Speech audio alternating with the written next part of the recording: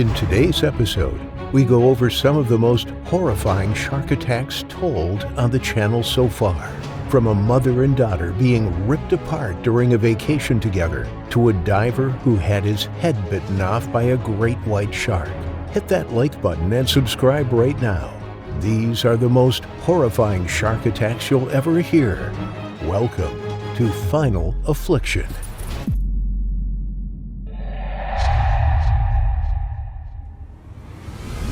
The numerous beaches situated on the Pacific coast of El Salvador offer exceptional surfing for a wide range of abilities. This was something which drew people into the sea from far and wide, and still does today. It was the 17th of September, 1993, a fateful day, not forgotten by any of those who knew the two youngsters involved. Oscar Mauricio Guzman Castaneda headed to the water just south of El Salvador's capital, San Salvador. He had driven the 20 miles outside the busy city to one of the best surfing spots in the region, El Cocal Beach, situated on the Pacific coast. The volcanic sands and rocky seafloor of this beach are more suited to surfers than to bathers. Sculpted by the flow of a small river into the sea, one of the distinguishing features of Cocal Beach is its consistent surf. At certain times of the year, these waves can reach 10 feet high, and at other times they are much smaller. This makes it a popular destination for both experienced and beginner surfers. Visitors flock to the beach to enjoy surfing in a usually safe and exhilarating environment. But it's not always a safe environment for those who take to the water.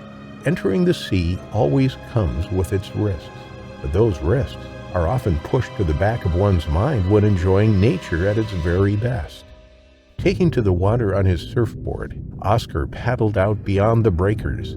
As he sat on his board, bobbing up and down on the surface of the ocean, he was unaware of what swam beneath him. He caught wave after wave, gliding effortlessly towards the shore before paddling back out again. But below him, a great white shark was swimming closer. It was bold and brazen. It had tasted human blood before and was back for more. Only a month earlier, two oyster fishermen had been snatched from their small fishing boat by a great white in the same area. A fruitless search to find the fisherman's killer had ended with no catch. Instead, the shark was free to attack again. Maybe the attack on the two men had been a freak incident. At least that's what the locals hoped. Sadly, this was not to be the case. The shark knew how to hunt people. It knew that they were easy prey. They were slow in comparison to its typical prey of fish and seals.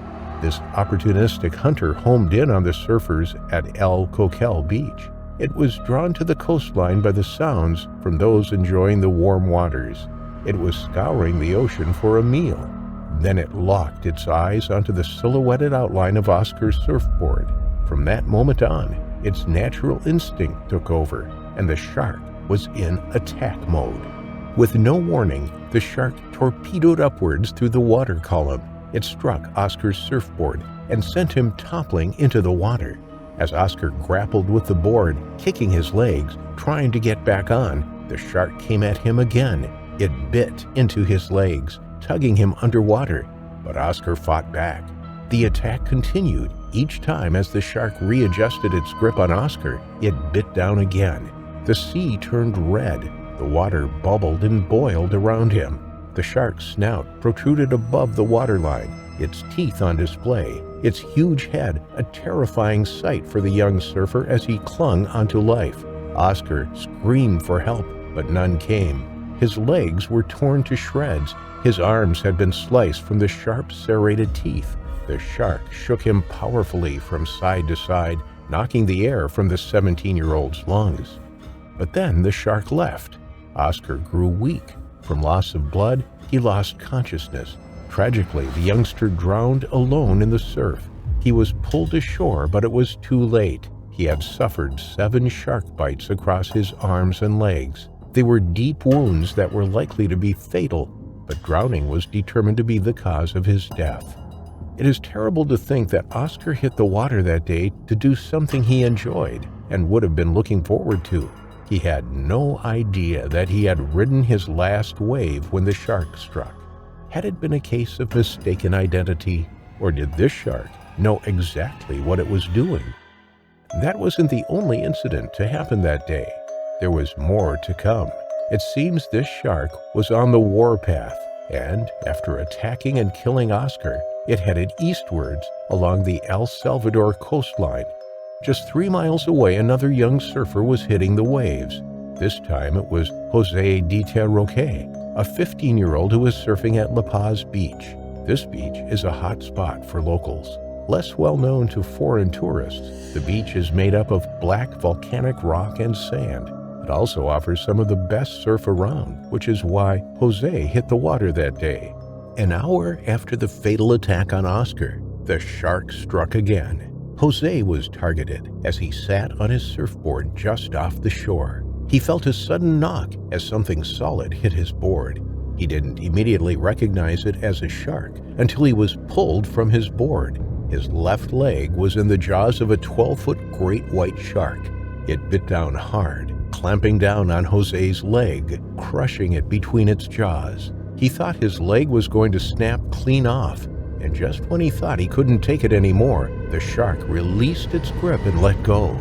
Frantically pushing away from the animal, Jose managed to climb back on his surfboard. He cried out to other bathers nearby and they rushed to his aid. He body surfed the next wave in and made it to the shallows. From there, he was helped to shore. Unlike Oscar, Jose received help almost immediately. His left leg had a deep and severe gash in it. Beachgoers tried to stem the bleeding. He was rushed to hospital within minutes of the attack, something which almost certainly saved his life.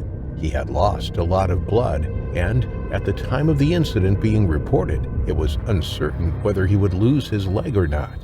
After the terrifying attacks, local fishermen took to their boats to hunt for the shark. They scoured the coastline searching for the alleged 12-footer. It is not known whether they caught a shark during their search, as there were no reports. If they did, however, they couldn't guarantee it to be the right one. Since records began, there have only been 5 known shark attacks off El Salvador's coast. 3 of these have been fatal, the 2 fishermen and Oscar, which occurred within a month of each other. It is unclear why the shark responsible for the El Salvador attacks targeted the 2 young surfers. Experts often talk of mistaken identity. It's easy to see why. A surfer floating on a surfboard at the surface could look like a seal or sea lion from the depths, but this shark attacked twice within the same vicinity. It didn't seem to learn from its mistake. However, the shark didn't take off with Oscar's body. Maybe he had put up too much of a fight and the shark gave up. Or maybe the shark realized too late that this was not its usual prey. They are intelligent animals with incredibly acute senses.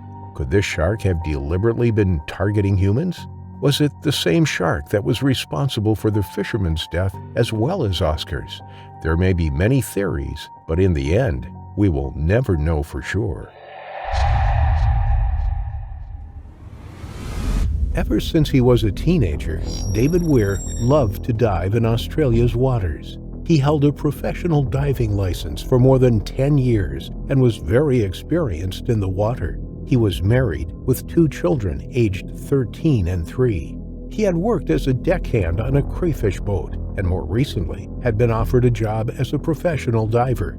His target catch was abalone. These are large sea snails that attach themselves to rocks and reefs in warm coastal areas.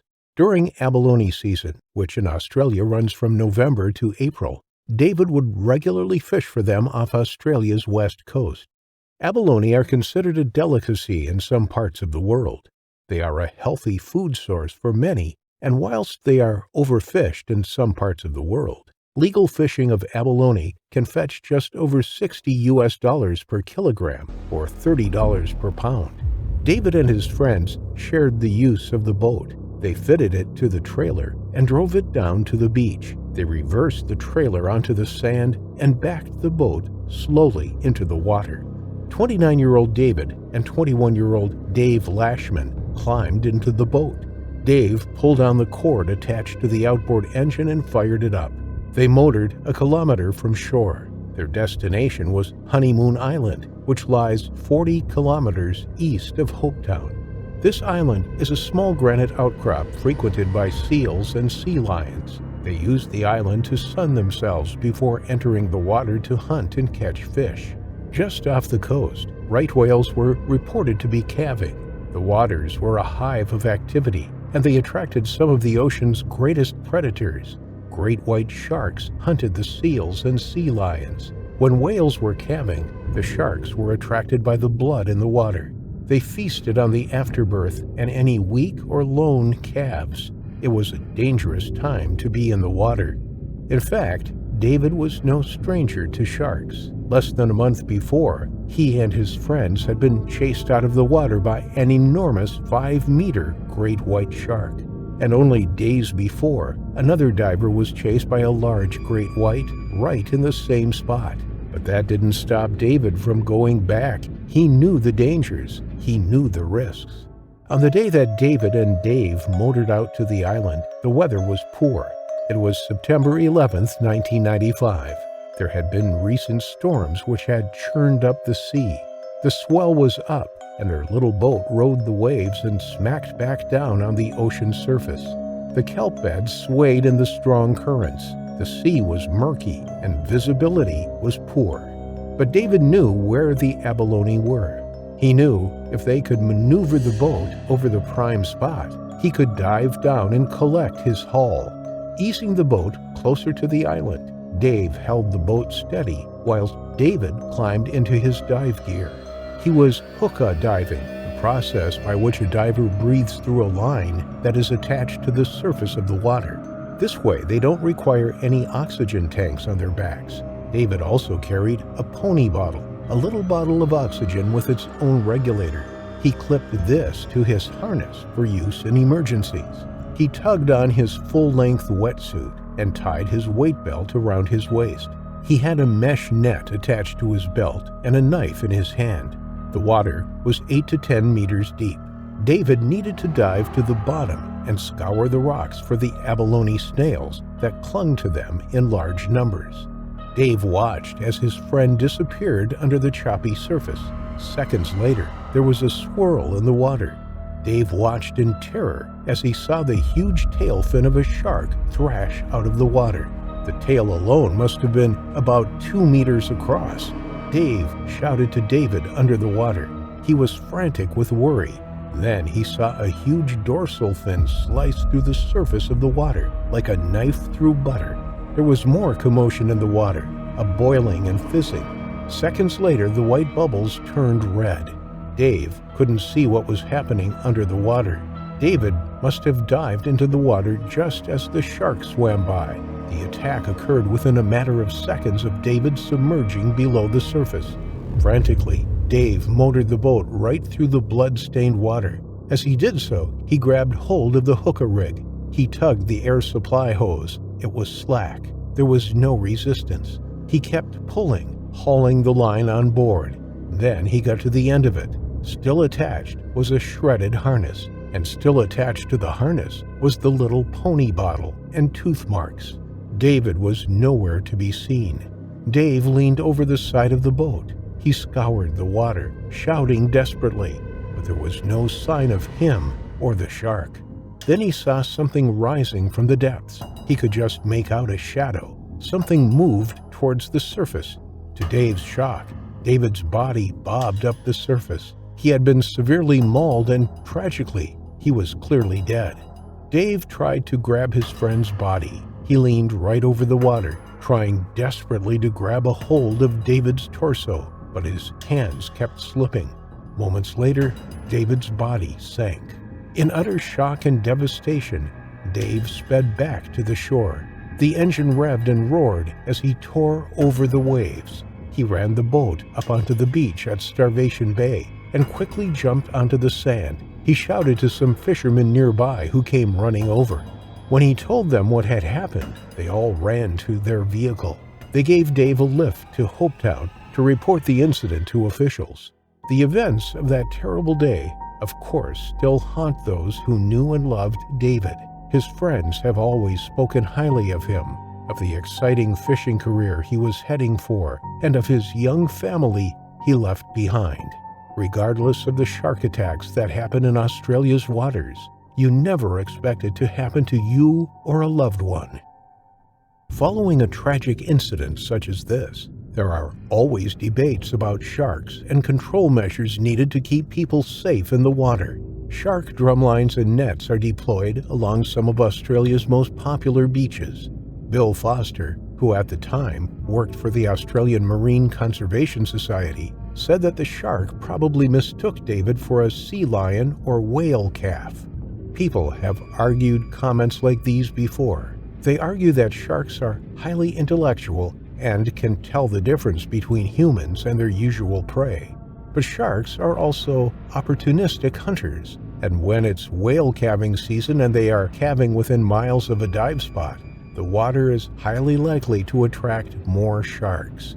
Having said that, David wasn't entirely eaten by the shark. He was savagely killed, and his body washed ashore 3 days later. It is likely, in this case, the shark realized the mistaken identity, but it was too late for David. There were definitely warning signs for the young father of two. Media reports stated that he had been pursued by a shark only 3 weeks before his fatal attack, and another diver only a few days before the incident. If these were true, then they served as a stern warning to David.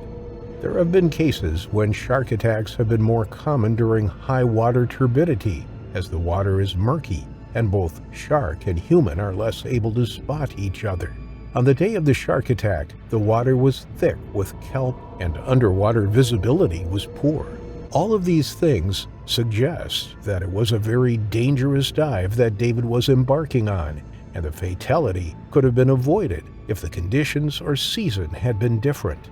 Instead, David Weir, knowing the risks, went diving that day anyway, leading to his terrifying final affliction. Sharm el-Sheikh is a city found on the tip of the Sinai Peninsula in Egypt and is a popular destination for tourists due to its sandy beaches and luxurious resorts. With a rich and diverse marine habitat, many people come just for the swimming, as they can watch the fish swim amongst the colorful coral reefs. What most people don't know about this resort city is that it was terrorized by sharks in 2010. This spate of attacks began with two women, 48-year-old Olga Martchenko and 70-year-old Ludmila Stolyarova, both on holiday from Russia. Although at the time they only had their nationality in common and didn't know each other, they would end the day in the same helicopter, being airlifted to an intensive care hospital to treat the injuries that they inflicted within minutes of each other. First, let's take a look at Olga Martchenko and the events just before her attack. She had taken a holiday to Egypt with her daughter Yelena in November 2010 and had been enjoying showing her the culture of the new country, as well as taking advantage of the beautiful coastal scenery that was on offer to them. They both loved swimming together, and so most of the holiday had been taken up in the crystal waters of the Red Sea. On the day of the attack, the mother and daughter had decided to have one last swim before choosing somewhere to eat, but they would never make it to their lunch date. Olga was floating on her back, staring up at the clear sky above her and feeling the warm water on her skin. It felt like paradise. Her left arm was stretched out wide, and after some time floating, it grazed against something rough like sandpaper. At first, she suspected it was a rock, but it felt too leathery to be a rock, so she tried to figure out exactly what she was touching. Maybe it was a dolphin. She didn't have to wonder for long, as she felt a shark dig its jagged teeth into her arm and shake her. Pain ripped through her arm, and when she tore away from the jaws of the massive animal, she quickly saw that it had ripped her arm clean off. Terrified and covered in her own blood, she began to scream for help, frantically searching for her daughter and praying the shark wasn't about to bite her now too. Luckily, Yelena was safe on the jetty and had seen the ordeal, watching her mother sink beneath the waves and then arise in a panic, red with blood. As Olga tried to swim back to the jetty, the shark continued to follow her, biting her again and again, Each bite forced her back under the water, and the whole beach could hear her screams as she resurfaced. Luckily for her, Olga was wearing swim fins at the time, which helped to propel her to the jetty and into the open arms of the lifeguards, who quickly pulled her from the water. Onlookers watched as the shark continued to circle, just as Olga had been dragged from the water. It was now a race against time to keep her alive, long enough for her to get the medical help she desperately needed before she bled out. Are any of the fingers completely amputated? It looks like her entire hand is gone from what I can tell. If you can, just make sure they take a clean, dry cloth and wrap it around the ruse and place pressure on it. On the other side of the beach, Ludmila was relaxing with her husband Vladimir in the sand. As it was coming to the end of their holiday, she was trying to make the most of the hot sun and warm waters before she had to go back to her cold hometown in Russia. She suggested to her husband that they should go swimming. He was deeply engrossed in his book, so declined, but encouraged her to go swimming by herself before they headed home. She agreed and disappeared into the water. At the same time, a dive instructor called Hassan Ali was on the sea floor with a client, showing her the basics of diving and introducing them to a new underwater world. Nearing the end of the dive, Hassan watched as a 3-meter white-tip shark approached him and his client. Concerned by its nervous movements, he decided to make himself look as large as possible, and they both attempted to kick away the animal as it circled them, seemingly looking for a safe route of attack.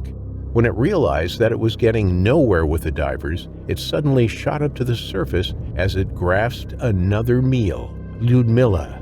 Hassan watched in horror as the shark grabbed the elderly woman by the leg and pulled her beneath the surface. He was helpless to do anything but watch. The animal made quick work of her leg, tearing at it with a ferocity that Hassan had only seen on TV. Within seconds, it had torn her foot from her body. He struggled to see anything further as Ludmila's blood filled the ocean around her in a red cloud. Worrying for his client, he quickly brought her to the surface and handed her off to a colleague before diving back in to help the woman he had just witnessed being torn apart by a shark. He began to shout to everyone on the beach to get out of the water and that there was a shark attacking swimmers, but everyone already knew. They had already seen Olga getting attacked just 10 minutes earlier. As the lifeguards pulled Olga onto the jetty, they suddenly heard the screams of another woman, and upon looking towards the source, they could see an elderly woman covered in blood. They realized that the shark that had attacked Olga was not finished, and immediately began to evacuate the beach. With the help of Hassan, they were able to pull Ludmila from the water and lay her next to Olga as they attempted to slow the bleeding of both victims. Within a few minutes, they were picked up by ambulances and taken to the nearest hospital, but their ordeal was far from over. The paramedics struggled to keep both women alive as they fought to stop the extreme blood loss and shock from killing them both. Olga went into cardiac arrest during her transportation, but was miraculously resuscitated before she reached the hospital. In the operating room, the medical staff were finally able to see how severe Olga's injuries really were. The shark had removed most of her hand below the elbow, forcing surgeons to partially amputate what was left of her limb. Aside from her missing hand, she had a giant chunk taken out of her buttocks, so much so that a section of her spinal cord was visible. She was lucky not to lose her legs. She was given 6 units of blood to replace all that she lost in the water before being sent to intensive care for monitoring. Ludmila was also rushed into the operating room where she was assessed to see how they could save her life. Her left foot had to be amputated from where the shark had initially grabbed her, ripping her foot from her body. As she had tried to fight off the shark, it had grabbed her by her right arm, and out of instinct she had pulled her arm from its mouth. This action tore her skin from her arm, leaving the bone fully exposed before the animal severed her hand entirely. Her wounds were cleaned and closed as best that they could, administering her with 2 units of blood. The women remained in hospital in Cairo for 2 months before being airlifted together to Sheremetyevo International Airport near Moscow. until they were able to be released back home. Their recoveries were long and arduous, with Olga's wounds even becoming septic once she arrived back in Russia. But eventually both women were able to make a full recovery, their bodies covered in scars. The shark responsible for the attacks was photographed by the client diving with Hassan Ali and had a distinctive notch from its fin, leading to an investigation as officials tried to locate the aggressive shark. It was soon identified as the perpetrator of the next 3 attacks, the last one killing an elderly German tourist. The shark was never caught, but was spotted by diver operators a few months later.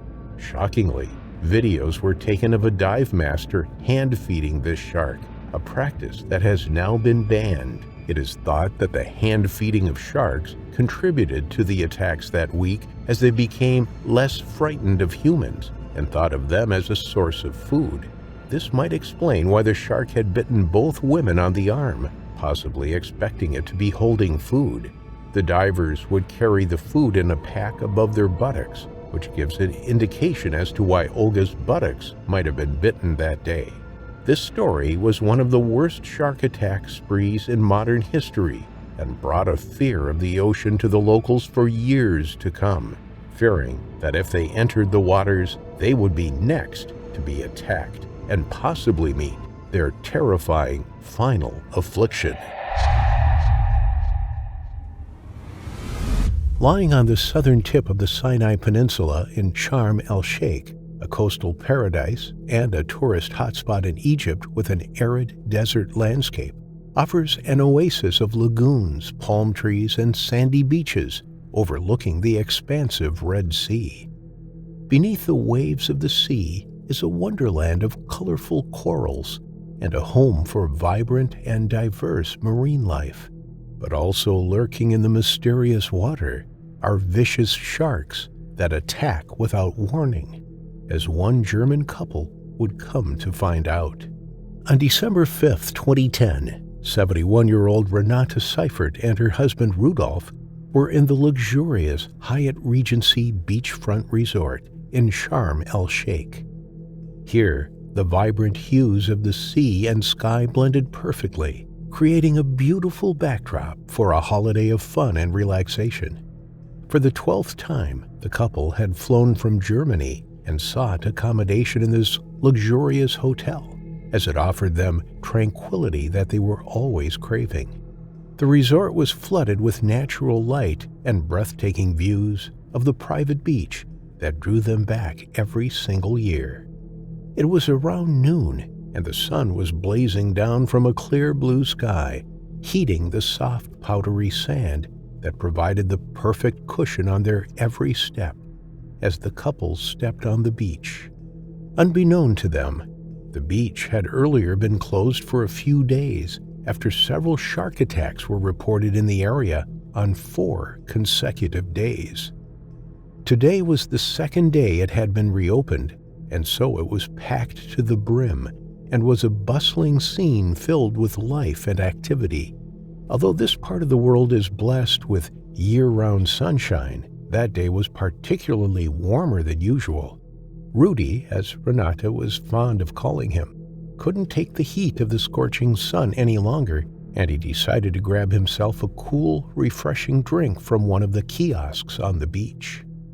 Renate, on the other hand, preferred to dip herself in the inviting crystal-clear waters of the blue sea as she uncovered the hidden treasures of the underwater world. She felt as if she was in a whole new world of wonder and mystery. She began exploring the wonders of the deep crystal waters and excitedly watched as the schools of brightly colored fish darted in and out of the crevices of the coral reefs. This went on for a while as she tried to understand the intricate relationship between the reefs, fish, and other sea creatures. Then, all of a sudden, all the fish seemed to have swum away all at once. Renate thought that they were just being playful, with no idea that she was in grave danger. Circling around her was a sleek, streamlined shark adorned with a white-tipped dorsal fin. The oceanic white-tipped shark. It was silently stalking her, with its large and circular eyes fixated on her after having marked her as its prey.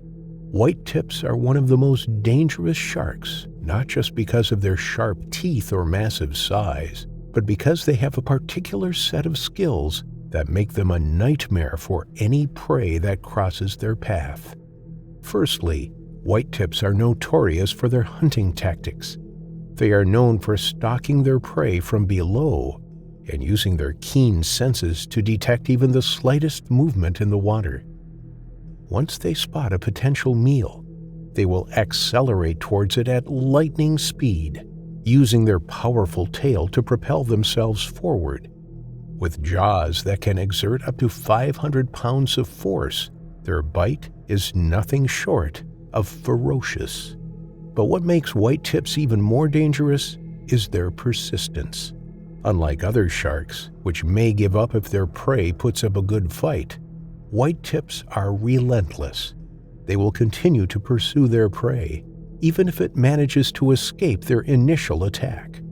This makes them a serious threat to any swimmer or diver who finds themselves in the wrong place at the wrong time.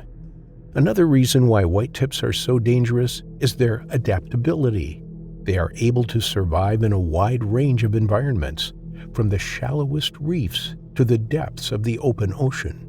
This means that they are encountered by humans more frequently than other species of shark, which tend to stick to specific regions.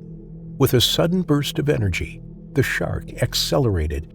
As it got closer to her, it opened its mouth, exposing a set of formidable teeth, perfectly evolved for tearing flesh and crushing bones, and closed it on her leg.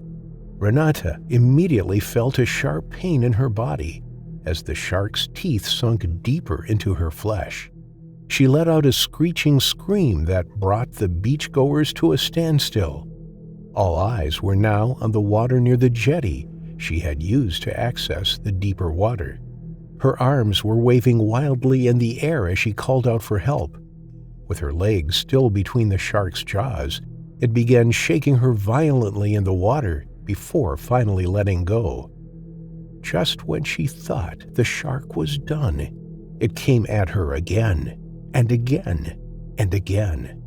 Amidst the thrashing, Renata was screaming in pain and flailing as she tried to stay afloat. It was evident to everyone watching in horror that she was struggling for her life. People were watching from all directions with their mouths wide open, but they would not dare go to help her, as the multiple attacks on her made it seem like there was more than one shark in the water. Chaos erupted as people started flooding the shoreline, while those swimming in it raced to get out. The once peaceful seascape was now a scene of pure mayhem. Then there was a sudden silence as the water churning around Renata turned red. Within moments, Renata seized all movement as she lay there silently floating in the water.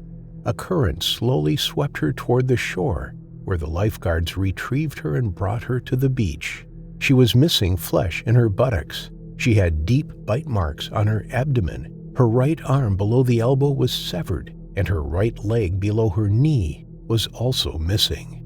Sadly, the lifeguards' efforts to resuscitate her failed. Within seconds, a crowd had formed around the lifeguards, and news of the shark attack had spread through every corner of the resort. When her description landed in Rudolph's ears, he felt as if the world around him was spinning. He dropped the drink he had been enjoying, and suddenly its taste in his mouth was bitter. He rushed toward the forming crowd and pushed his way toward Renata's lifeless body. He held his head in shock as he couldn't believe his eyes. In just a matter of minutes, his lifelong companion was gone. News of the other shark attacks that had occurred in the same area before Renata was being spread around the beach, which stirred anger among the tourists. Prior to coming to the beach, they had not been notified by the staff about the possibility of shark attacks and had continued to immerse themselves in the water, oblivious of the impending danger. However, the hotel staff defended themselves, saying that they saw no need to inform their guests, as the authorities had determined that the sharks were no longer a threat. Their explanations fell on the deaf ears of the angry tourists, as they argued that the hotel management had put their money ahead of their safety. Rudolph's trip had come to an unexpected end, and he now had to make arrangements of taking his wife's body back home to America with him for a proper burial. The culprit was never caught, but experts believed it to be a 3-meter-long oceanic white-tip shark. The severity of the attack and the large amount of tissue removed from her body in several places indicated the abnormal shark behavior which is unique to oceanic white-tip sharks. Eventually, after investigations into the sudden spike of shark attacks along the resort, it was suspected that the warmer-than-usual temperature of the water may have lured the shark to the northern reaches of the sea. In addition, a ship carrying animals from Australia had been spotted by numerous tourists, tossing the carcasses of dead animals into the sea as it cruised past the shore. Many people believe the crew on board the ship had unknowingly attracted one of the deadliest species of shark to the beaches, causing numerous people on vacation to meet their horrifying final affliction. The serene Catalina Channel is a symphony of water and light located in Los Angeles. The ocean here is alive with an abundance of sea life, from playful dolphins to graceful seagulls and pelicans. Since the earliest known time, the channel has been used as a means to connect Santa Catalina Island and the Southern California mainland. Today, the 20-mile-long channel is famous for hosting free diving and swimming competitions, thanks to its clear and shark-free waters. However, in the early 20th century, ruthless predators lurked deep beneath these balmy waters, occasionally rising to the sun-kissed surface to cause havoc in the Catalina Channel. Such was the case with a father and son, whose encounter was one of the most terrifying Los Angeles has ever seen. On Friday, July 27, 1935, Dr. Alfred Wilkes had just finished his shift at Georgia Street Receiving Hospital in Los Angeles, where he worked. His son, 23-year-old Barney Wilkes, left San Pedro for Avalon to meet his father. In the evening, the duo had planned to cross from the Southern California mainland to Santa Catalina Island by boat using the Catalina Channel, also known as the San Pedro Channel. As they unhooked the ropes that tethered their boat securely to the dock, the duo commenced their journey as the sun dipped below the horizon. The boat, now free, bobbed and swayed gently as the ropes were cast away. 58-year-old Dr. Alfred skillfully started the engine, which hacked and sputtered in response. It didn't start. He then hauled the pull start rope, this time around with more effort. The engine hummed and purred to life as the boat sliced through the water. Dr. Alfred carefully guided the boat away from the dock into the Catalina Channel as the harbor and the lights of the shore receded into the distance.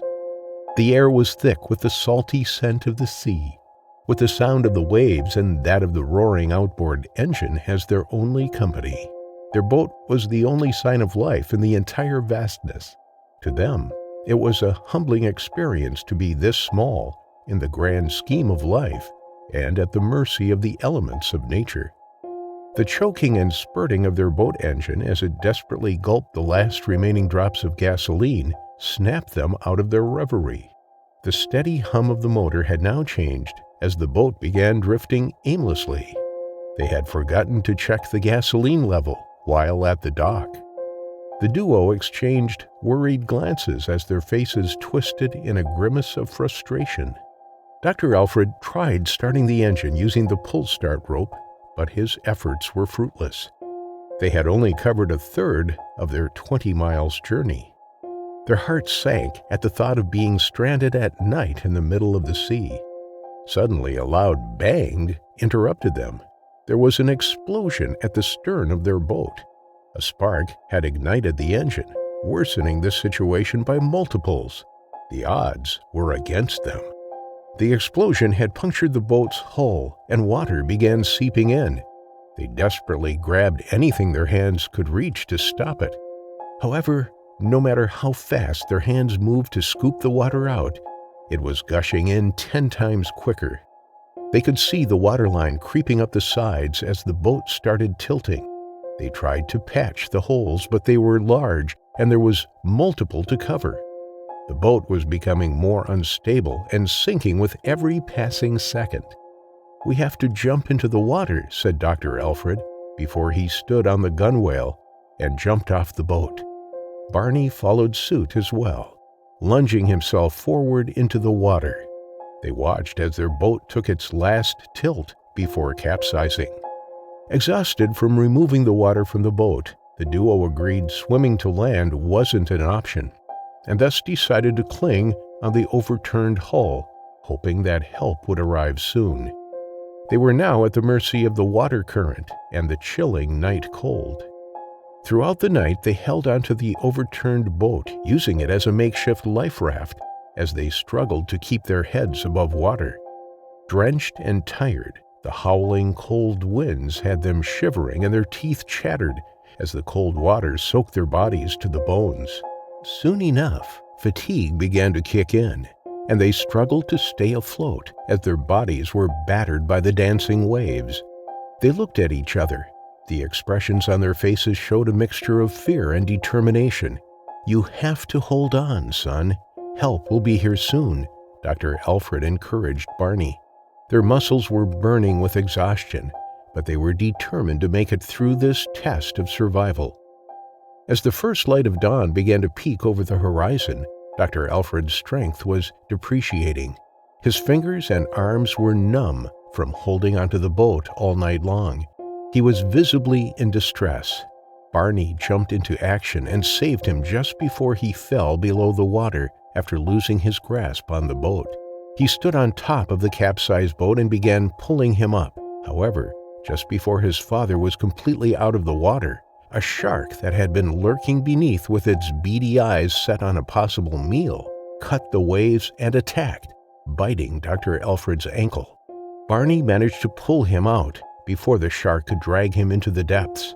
He then scanned the sea and saw nothing but the dancing waves. The shark was nowhere to be seen. Unfortunately, the blood from his father's ankle had stained the water, attracting other sharks. Within no time, there were more than a dozen sharks circling them. As they drew closer, he instinctively tried to pull his fatigued father to the peak of the hull, but Dr. Alfred slipped and fell back into the water. Before Barney could reach him, one of the sharks leaped out of the water with its mouth wide open. Barney's eyes widened in terror as the shark lunged toward him, slamming into the side of the boat. He kicked and punched it with its teeth gnashing inches from his face. He could hear the wood splintering under the force of the shark's attack as it thrashed around. Luckily, the shark abandoned its attack and swam back into the depths, giving Barney a chance to save his drowning father. While laying down on top of the boat and reaching for his father's hand, another shark sunk its serrated teeth into Barney's ankle. He kicked hard, hitting its snout, which prompted it to let go of his leg. He then diverted his attention back to his father and this time successfully pulled him back on top of the hull. As his father's body was pulled out of the water, Barney was horrified to see that one of the sharks had gotten to him and parted with chunks of flesh from his abdomen. Suddenly, the honking of a purse seiner ship named Excellent brought the deadly attack to a halt. The sharks vanished beneath the waves as quickly as they had appeared. The crew members of the ship quickly lowered their ladders and rescued the duo from the jaws of death around them. They listened as Barney recounted their harrowing experience before rushing him to the Santa Catalina Island Hospital, where his punctured ankle was stitched. His father was unresponsive and had to be rushed to the intensive care unit. Sadly, the doctors pronounced him dead. An autopsy revealed that there was water in his lungs, confirming drowning as the primary cause of his death. He had already breathed his last before the ocean's deadliest predators launched their attack. Being an old case, the exact species of shark that attacked the two men that day is still unknown. Let us know in the comments what kind of shark you think is responsible for the attack that night, resulting in Dr. Alfred's terrifying final affliction.